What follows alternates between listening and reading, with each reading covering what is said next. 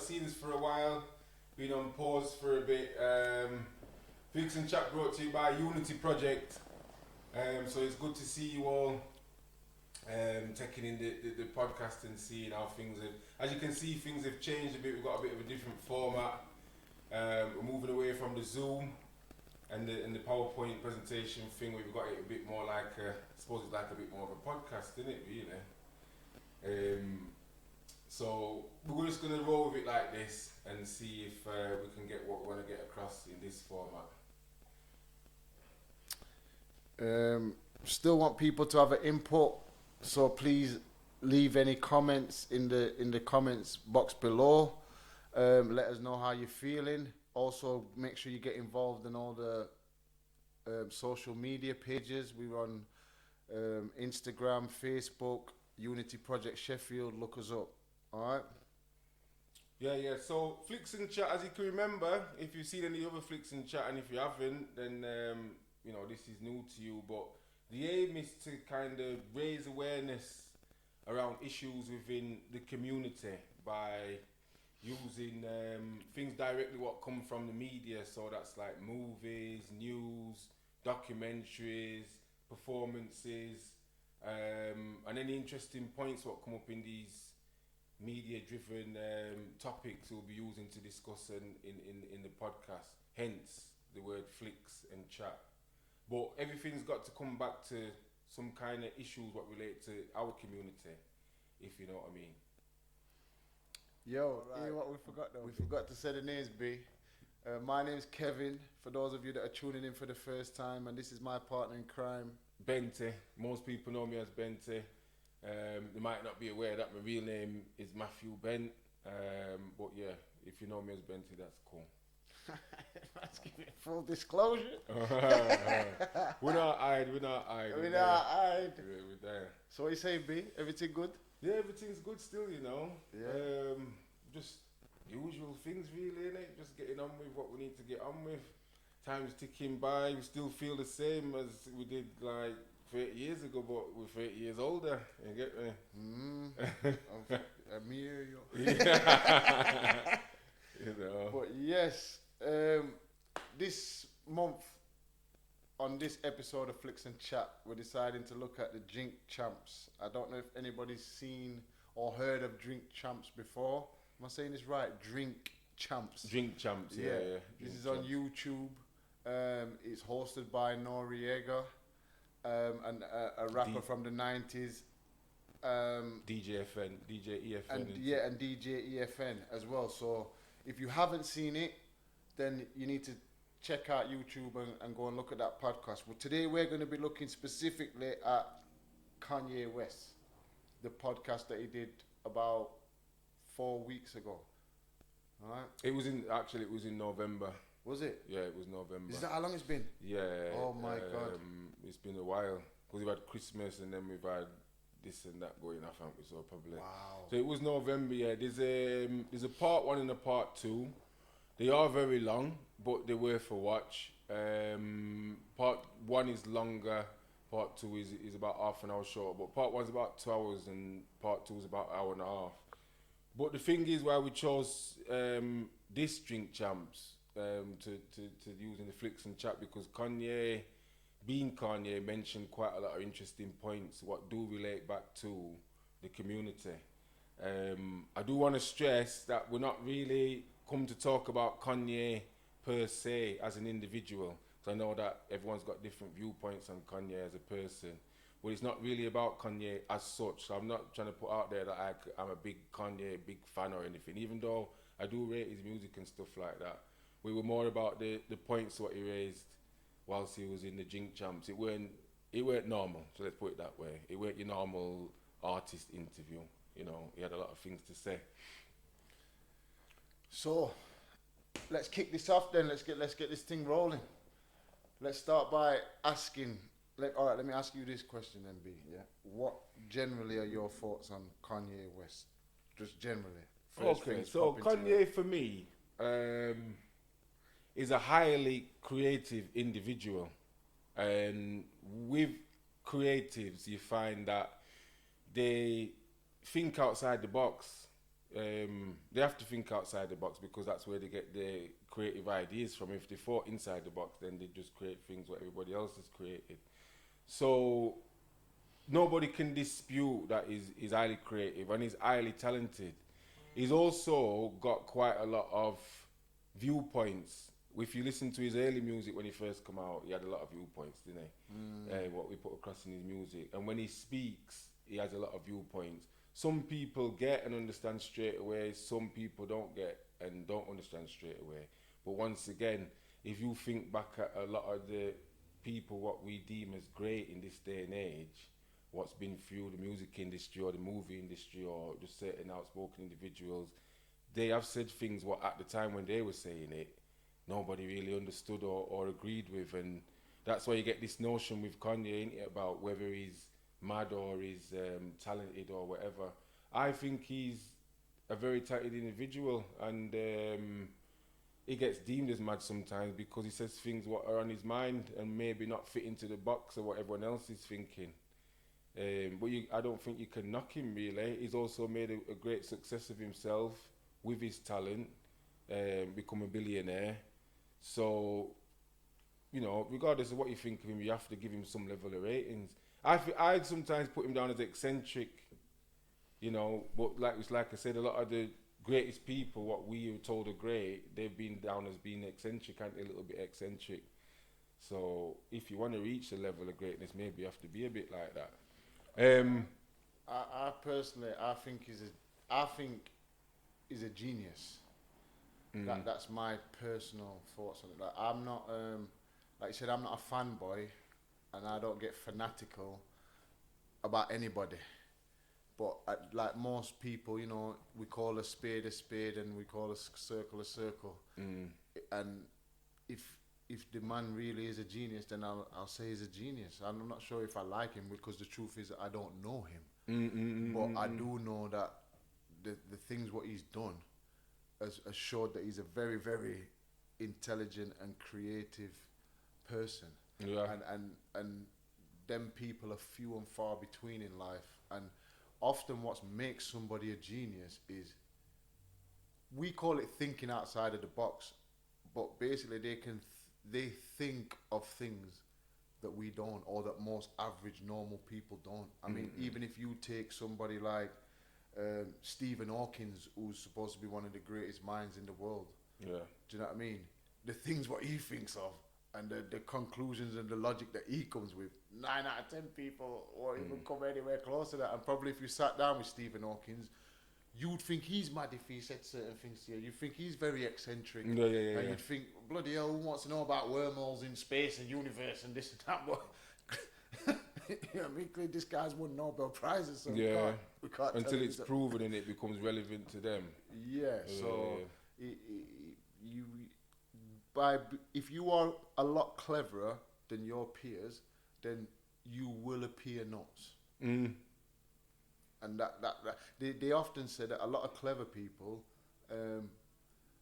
become, what's the right word now, when you're internal. Okay, because you haven't got anyone to bounce, you haven't got anyone to... It's not more than that, it's more like that they can't take people's stupidity and idioticness, you know what I mean? You can't even involve in your stupid conversations. And a little bit above. Where it's like you're not entertaining me, you're not thrilling me. And plus then people get bored easily, you know, because they work out the pattern of things very quickly. And when they work out something, they're just like, oh, it's not no fun no more. Yeah. You know what I mean? Sometimes the thrills in the chase, innit? Do you know what I mean? So, yeah, sometimes a lot of, that's the right word I'm looking for. A lot of intelligent people become introverts. Right. Do you know what I mean? Yeah. And they do very well academically, or they do very well in their field. Yeah. But they don't do too good in their social life. Yeah. They're not too good at the people aspect. I suppose someone like that was Michael Jackson. They always used to say, like, he was fantastic on stage, killed stage. Nobody could touch him on stage. Not brilliant but off the stage, like, it was a bit weird when we don't know how to, this guy could angle himself. Yeah. So it's one of them, you know what I mean? Yeah. Well, like with the music, what he produces, it's proof in the pudding there as well, isn't it? Because he's come from like the bottom, where there's even a documentary out now about him, isn't there? And nobody really were giving him that light, weren't they, at first? He was producing all these big beats for big artists and stuff like that, but nobody wanted him to be seen as like an artist within himself or whatever. But with his perseverance and that, he managed to break through until he's like up there now with everybody else, you know. So you have to give him his dues. You have to give him his dues. So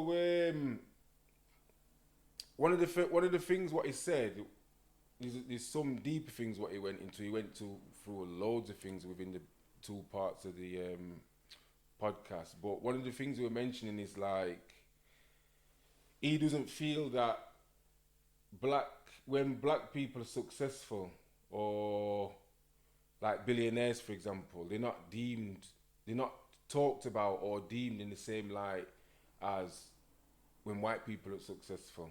So his example was like even how Forbes treat him. So when Forbes described him, they were like talking about the rap, you know, the hip hop star, the rap star, not really giving him his dues as like an artist and putting him up there with other billionaires who's on the Forbes. And he feels like that's how they treat certain people when they become up there with the elite. They kind of want to tarnish what they've achieved, kind of thing. So do you think that there's a bias in how them things are looked? I don't think there's a bias. Like, there definitely is a bias, and there always has been a bias. And it's not just with billionaires, is it? It's like, it's just black people with money in general. And even black people have their own negative views and opinion of other black people who have money. Do you know what I mean? And I suppose one example that we've got in this country would be the Raheem Sterling and is it called something Foden? Okay. The English football player. And Yeah. basically, you know, they're both young football players. They both got a lot of money. Yeah. And they both bought their mum a house. And they both bought new cars. But the way how the media covered it was they both got two different, you know, the media came at two different angles. Yeah. For Sterling, it was, oh, look at him flashing off his money and buying his mum a house and rare. And for Foden, it was, oh, isn't it lovely? Foden's treated his mum to a nice house and what a good lad. Yeah. Do you understand? So there's clearly two, and I've seen too many celebrities say that, like, when you've got money, you're still a ninja. Let's say. Do you understand what I'm saying? So at the end of the day, is the F word. Yeah. If you haven't clicked on the N word, sorry, not the F word, the N word. It makes you think, like, why do we even brook our neck for these things in the first place? Because another thing you got to ask is, like, for example, two things. In the hip hop world or in the celebrity world, do you know what I mean? A lot of black people like to boast, say, no, I've got the Rolls Royce, you know, Phantom, stars in the roof. Or they'll even be saying, like, I've got the Rolex, don't tick, no ticking on this one. But you got to ask yourself, like, what makes you think that's some bragging rights? And number two, where did you get that from? Because think about it, who's the original Rolls Royce driving, Rolex wearing, umbrella Louis Vuitton with a suit and tie, business? So basically, it's like you're trying to emulate something. And then you're like saying, look, I'm dressed up the best. I emulated him the best. I'm like you. I come closest because I look just like him with the Rolls and the Ferrari. Yeah, it's true. Because you know what? I mean, even all them designer labels. Don't get me wrong. I've fallen into that trap and somewhat, and most of us have because that's the world that we're born into. But it's being aware in it. But like Christian Dior and Burberry and all these things weren't really designed with us in mind. Do you know what I mean? They were designed for the elite, the rich people, and most of them what used to purchase all that kind of stuff. But there's also a market in us now, isn't there, for us to be buying them kind of things. So they've managed to get that rolling now where they can sell us that. And to be fair, I'm sure Kanye mentioned that as well within his stuff. But what he does now, he wants to, and that's again why you have to rate the levels what he's working at, because he wants to be competing with them labels.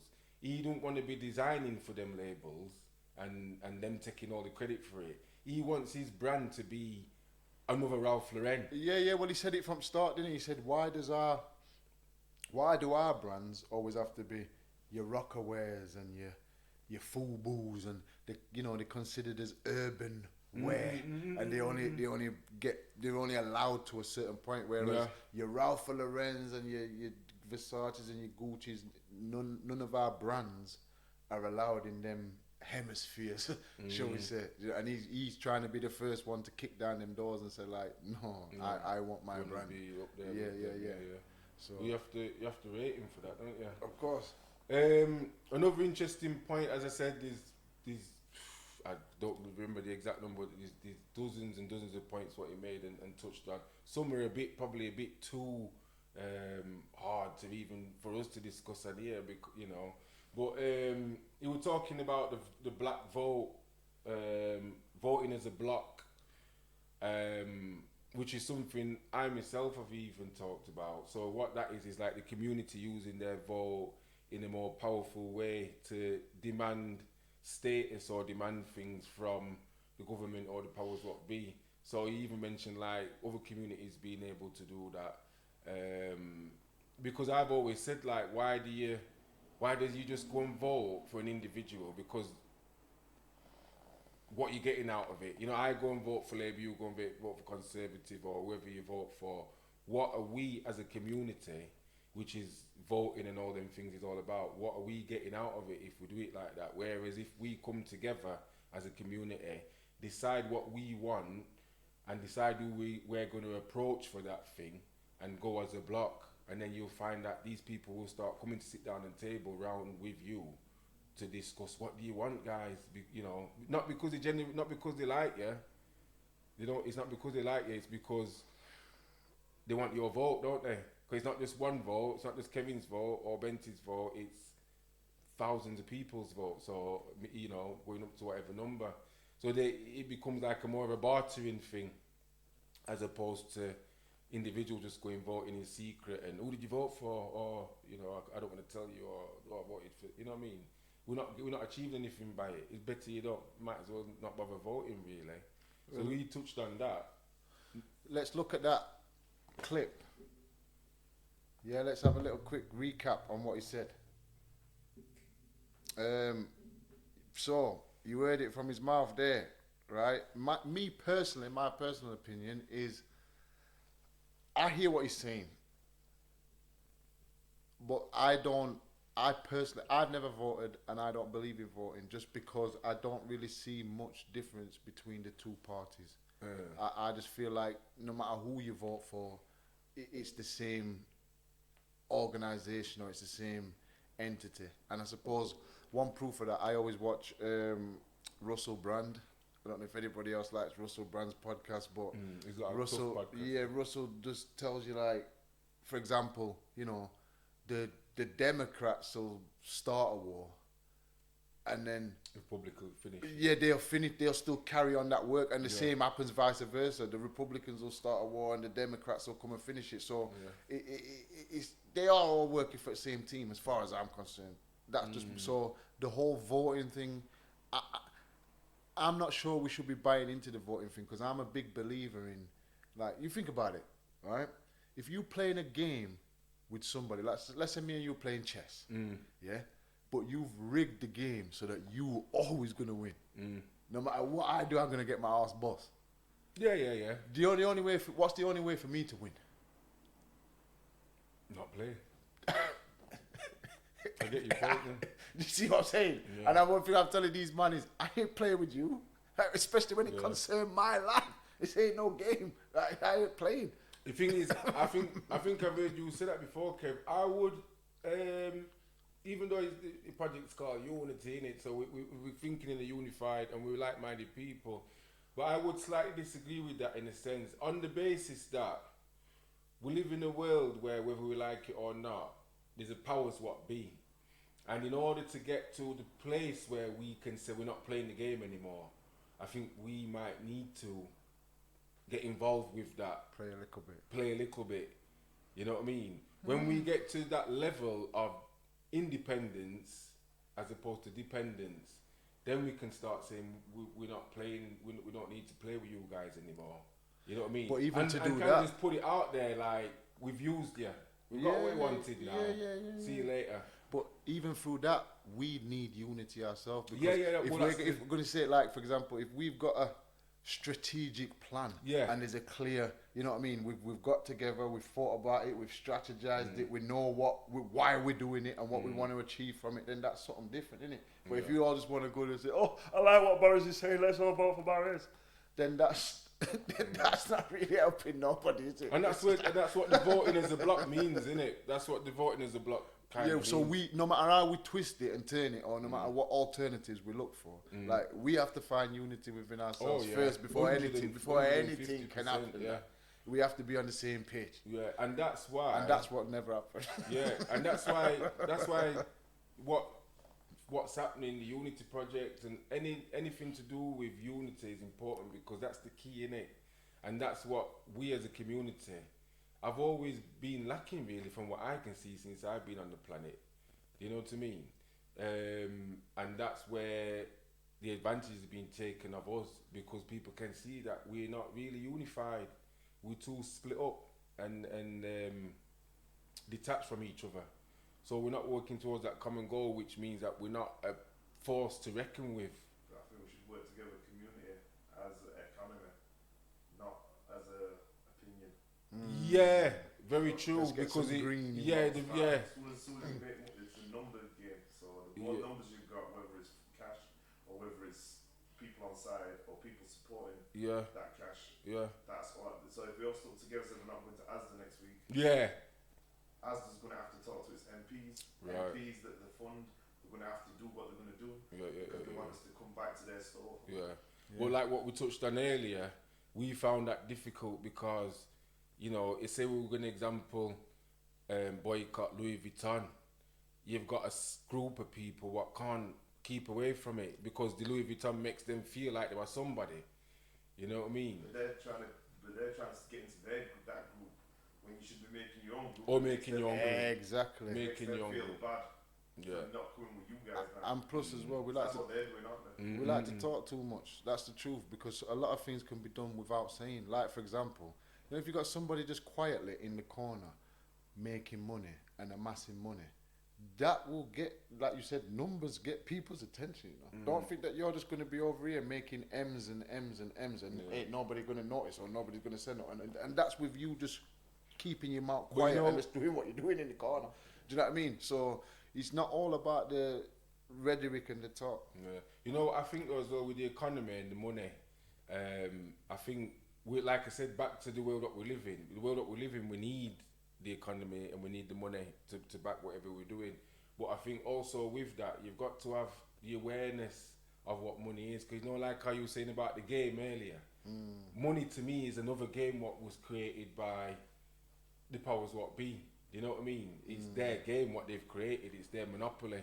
So with the voting and with the money issues, it's just about awareness. What are they really all about? So not to say that you don't get involved, you know, like how you were saying earlier, but just be aware of what you're getting involved in and why. What's your purpose? Because you can get sucked away with both of them, can't you? You can get sucked away with the voting vibe, and you can get sucked away with the money vibe, where it's about the money and not about. Well, a lot of purpose. people came here with the intention of.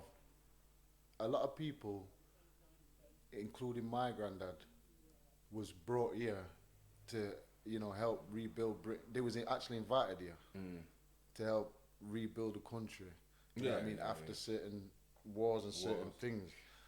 But their intention was always to go back and just raise up some money. And like you said, somewhere in the pursuit of that, they've got lost. And how they got lost, because I've had it explained to me, was like, you know, in their brain, they thought that they could just come here, make a whole heap of money, couple years, chip back home, everything crisp. But obviously in the reality of what they found when they got here, I mean, my uncle said to me that, like, that deal what they had was something like, it was either a 1 year or a 2 year deal.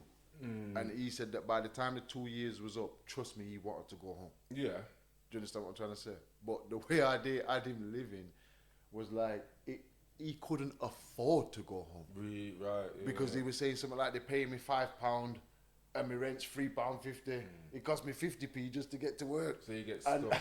I only had the little $1 left to buy little food, and even with that, how am I going to save up for a plane ticket to go back home?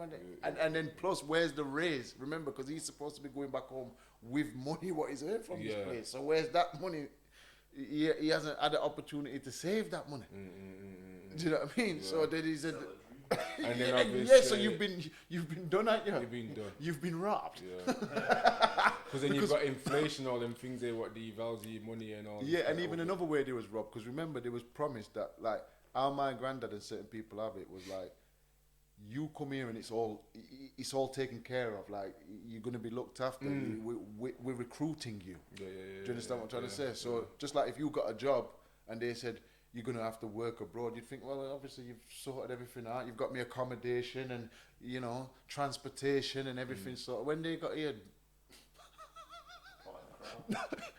not why do you think some of them ended up like 4 families lived in one house? Yeah. Because they had to. Yeah. People using beds in shifts. No joke. I mean, it's a slightly bit off from the original kind of talking point, but just thinking about that 4 families, went back to the unity. I think back in them days, the community probably had more unity because of things like that. Had to. Do you know what I mean? Yeah. And they're dependent on each other a lot more. Whereas now, that's kind of been diluted quite a bit because everyone thinks that they're standing on their own 2 feet. Yeah, you've hit the nail on the head there. Because when it comes to survival, because I notice it with other foreigners that come into the country now, they stick together. They have to. It's a survival mechanism. If you like I've just explained, didn't I? Said if 4 families didn't live in the one house, there's no house. Yeah. So there has to be unity, or you better be getting on with somebody. Otherwise, everything mash up. Now, like you said, you don't need people like that. So everyone's just like, oh well, you know, don't need him.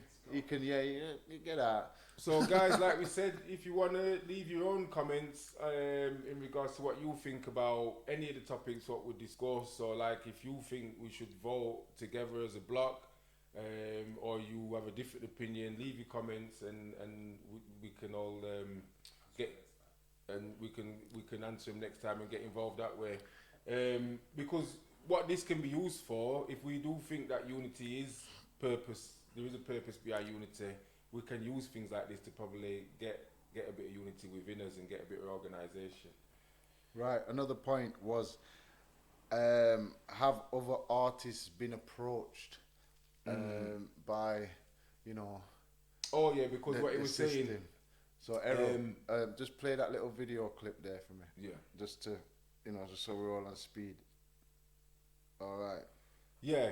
So as you heard what he said there, Bone Thugs and Harmony was approached by the people and they was told or asked if they could do more negative music.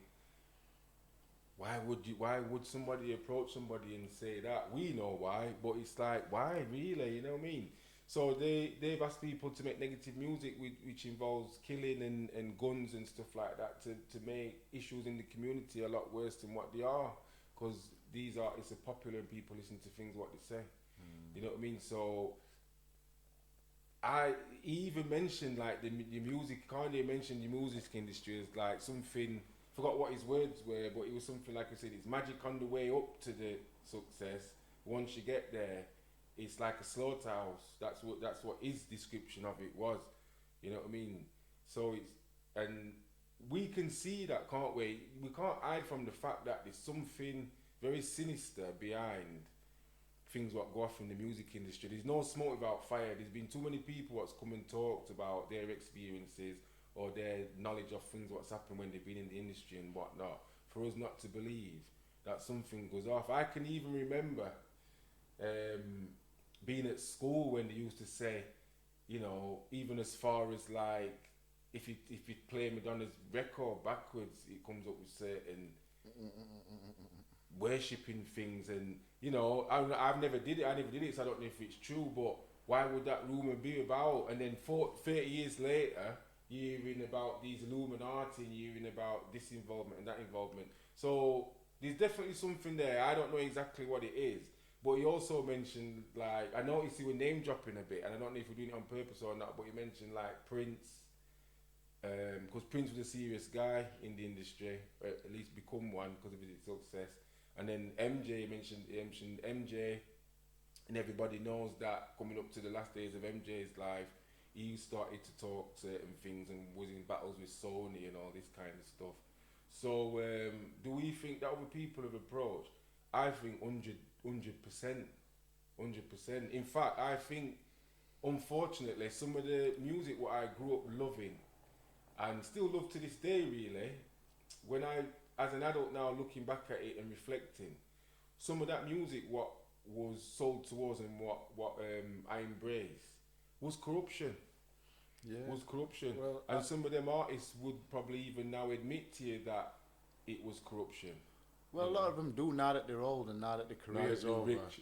Yeah, now the career's over and now that someone else has took their place, they will talk certain truths. But I don't think we don't need to get into any conspiracy theory talking because the proof is in the pudding. Like the majority of hip hop music that does come out and the majority of dancehall music that does come out is very violent, and that seems to be either what the people like or what the industry likes or whatever you want to call it. But one thing that's come out about modern music is now a lot of the young hip hop artists that are getting signed in America, they actually have to be involved in violent gang street beefs. So like probably the biggest example that we've got of that is someone like Pop Smoke or King Von.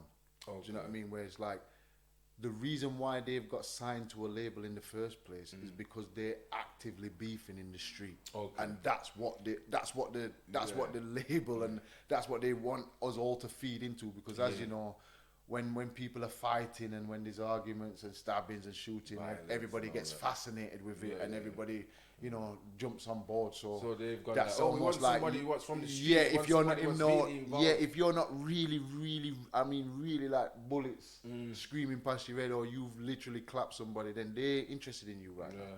It don't matter how much you can rap or can't rap, or because it has to be before they were just selling the music. Now they're selling the full package, aren't they? The persona, the lifestyle, the image of the person is what people are buying into now. So a lot of what Kanye was saying in his old 2 interviews was trying to get across how sinister he calls it the programming, doesn't he? He's trying to get across to people how sinister the programming and how serious the programming actually is.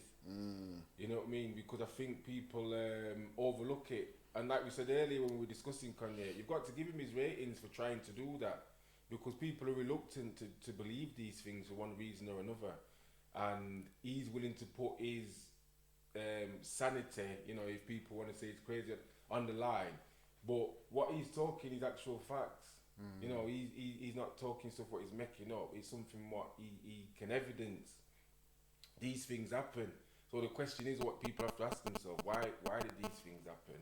And how are we going to navigate around it as a community and not fall into these traps?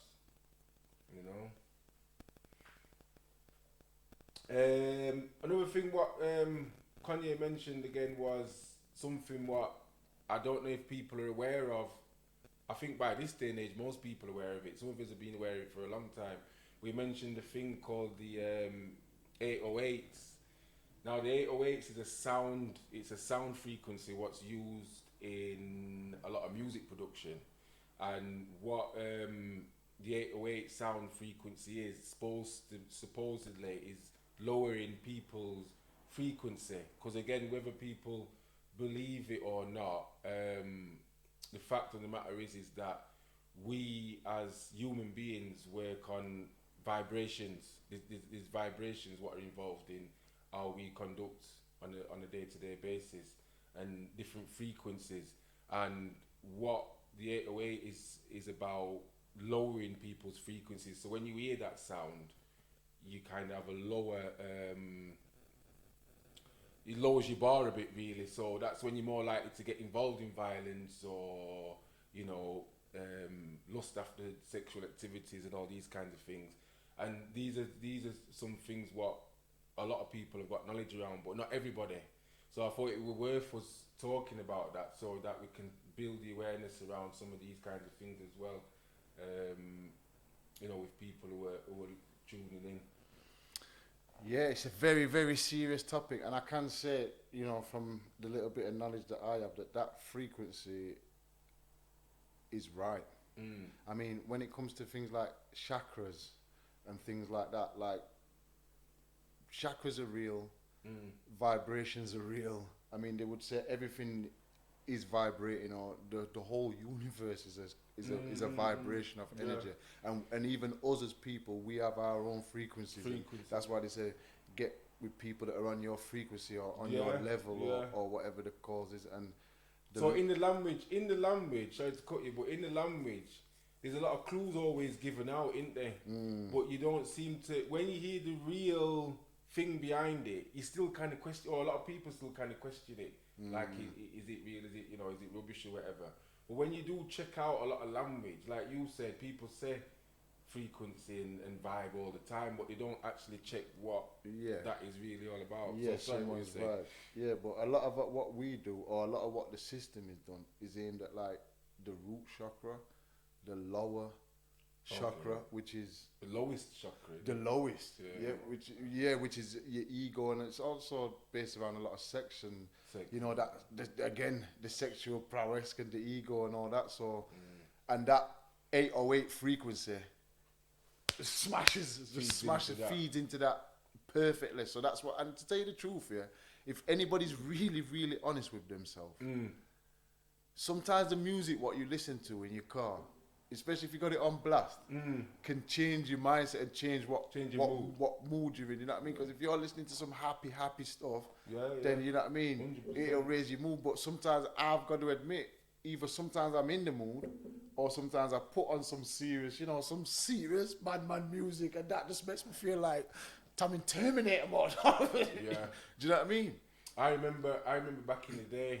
Not really going to mention any artist name and such, because I don't really want it to make it sound like I'm knocking any artist, you know. But I remember going to dancehall stage show back in the day, and when you went to this particular man's show, by the time you come out of that show, regardless of how positive you went in, you felt aggressive and aggro. You felt the kind of tension within yourself and other people. And that's partially to do with the sound and the power of word as well. You know what I mean? Music carries a lot of power. And that's why, going back to the previous, you know, that's why these people are approaching artists, because you know how much power the music carries. You know, that's how they can infiltrate into people's mind, bodies and soul. Yeah, they'll have a little weakling gassed up thinking he's He-Man. I mean, we've all seen it before, where somebody, you know what I mean, who's not even about that life. Listen to too much of this music, and next thing he thinks, it sounds so convincing. Make it sound like I can do it.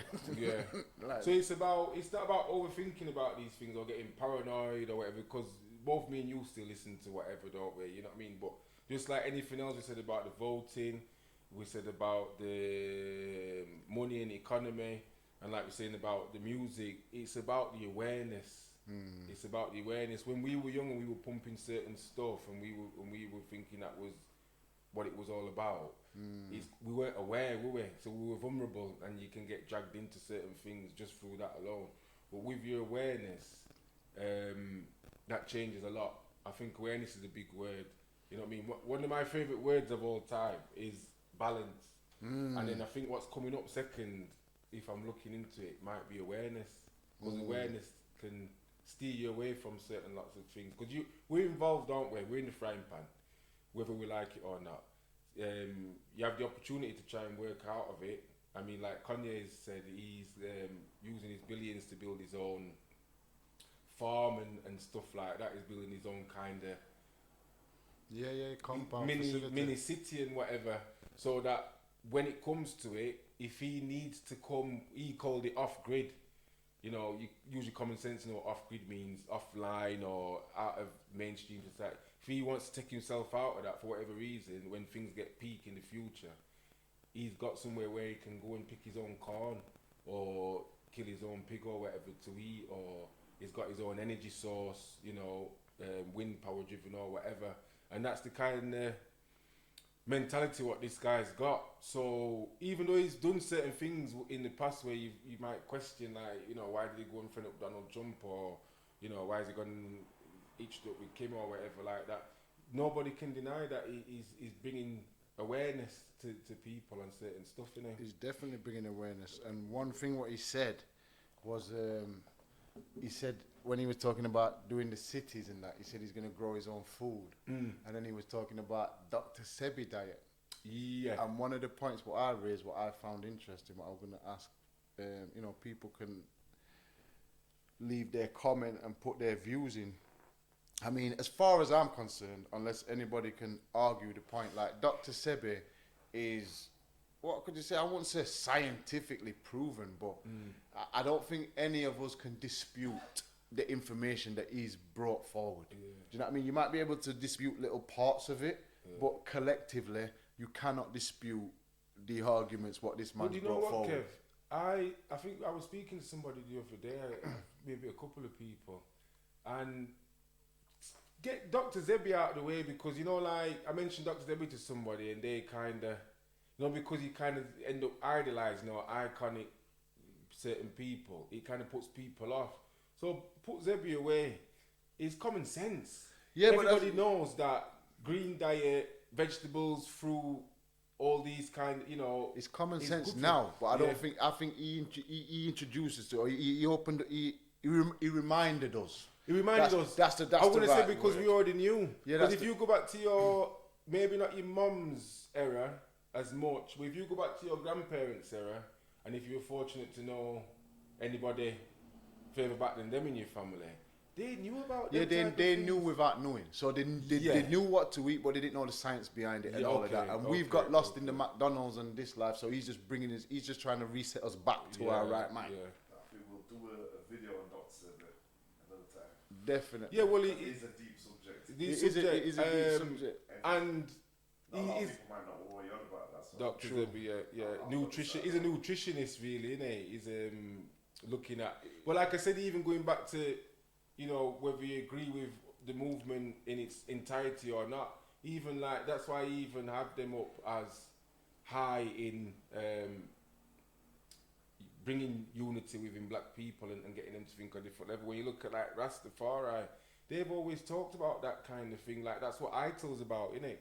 When ITIL food is about similar thing to what Dr. Sebi's talking about, but like you said, whether the full knowledge is there behind it, the common sense of knowing that eating fruit and veg and getting minerals from these types of food and growing your own food and the benefits of it, and avoiding fizzy pop and avoiding alcohol, and you know, it is not it's not that and even though we're gonna do it on a different day, the question that we're gonna leave is,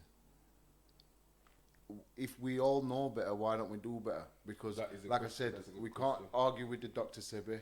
You can't argue with the common sense. You can't argue with the fact that we need to do it and try and preserve your life a little bit longer, but yet it's something that we all procrastinate on and put off till next week. You know why? Like we've all got crap and pop in cupboard. You know why? Because the amount of effort, you know, like before we started the podcast, we were talking about capitalism and the demons, what it brings. The amount of effort what's being put into programming, again, like what Kanye was saying, us to fall into that trap. It goes beyond what you even imagine, because you think it's just you know, McDonald's got a TV advert, or there's X amount of effort what's being put into making sure that people drink these fizzy pop and people eat these fast food, and people rather put food in microwave than cook, or you know, even like growing food for yourself, it's not beneficial, is it, to the supermarkets and that? If everyone's growing food for themselves, then you're not going to go and support Asda, are you, or support Tesco and stuff like that. Yeah, we need to start wrapping it up now. Yeah.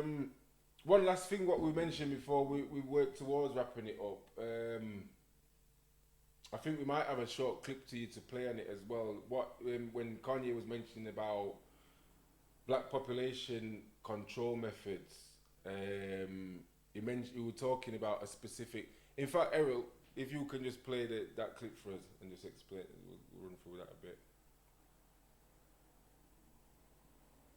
Yeah. So as he was talking about the birth control, within the black population, and how there's documented evidence that some of these things we use to affect the black population and its production production level. And once again, just like anything else, these are not notions what we've not heard of before. But for some reason we try and convince ourselves that maybe it's not true. And then something else comes up what says that this did happen, and maybe, and then we try and shy away from it again. Then something else comes up more evident, and it keeps going and going like that. And even to present day with even the COVID issue, a lot of things started to resurface of how medical experiments have been put on us, So the question is again, do we think that there has been things done? I'm gonna say what I'm gonna do is, they say seek and you shall find. Yeah. Believe you me when I tell you that information is out there, because I've watched the video on YouTube, and I'm gonna leave the link in the description for anybody that wants to take the time out to go and check it out. Yeah. But when you ask who came up with the idea of birth control, and what was its purpose initially, it's definitely documented in history. Like I said, the video's there, you can go and watch it, and they proudly will tell you that it was a American white person that thought of this idea of birth control, and its sole reason was to reduce the black population, because they've seen it as we're breeding too much, we're too dumb, we're too difficult to control, and the easiest way to control us was to just stop us breeding. And that is literally why birth control came into existence. But again, I suppose ignorance is bliss. Like, some people don't want to know that, and some people even though now they know that, they're like, I don't care. Because it's not really. And there's even other people that are still swallow down the pill, even if you're telling them that, like, you're just mashing up your insides and killing off your ovaries, and I don't care. I'm still taking me. So unfortunately, you know what I mean, it is what it is. But one thing that we can definitely agree on is this: it worked. Yeah. Because black people used to have all 10, 11 people per family. Now we're like China, is just 1 or 2, and dad's not there. It's peak right now. Yeah, it's peak. But so leave your comments and leave your opinion on that. Some of you might even know some information around things like that, what we've not been privy to. But like I said before, I think a lot of the points what Kanye made, whether you think he's crazy or not, he made points what can be proven and have been proven and have been discussed before. But he's saying, he thought, he was even mentioning that he might even lose his life after his interview. But he's kind of touching on things what people try to avoid. So that's why it was an interesting podcast. Yeah, and check it out. Even got quite dark, to be fair, and he was talking about there will be blood and all these kind of things. But I don't think he means literally there will be blood. He ain't gonna go and kill nobody, anything like that. But he's killing people with his actions, with his success, with his monetary power, with his words, with his raising awareness and stuff like that. That's what he means by making comments like that. Other points what he raised, what we're not going to discuss, but just to make you aware, he mentioned Black history versus Black future. So these just some things what he mentioned. Black history versus Black future. So instead of concentrating on Black history once a month or whatever, once a year for a month, why don't we concentrate on working on Black future? He mentioned the amendment directly still having things in it what would put in there originally to suppress the black community, And I'm assuming that you can go and find these things out for yourself. They're not things what he he wouldn't just say that just off the top of his head. So he's saying in 2022, things in the American Amendment or put in there from basically like slavery days, what to keep black people down, what's still in there not being taken out. I can believe that. In part 2, we were talking about the off-grid living and stuff like that. He went more into about the music industry. He talked about people mentioning that he's crazy, so every time he's doing something, it's easy for people to try and quiet him down by, oh, you crazy, you know what I mean? Because he's got that kind of eccentric way about him. He also talked about us being in the boardroom, so being round the table. You have to be round the table in the boardroom to hear what's happening and get what you want, basically.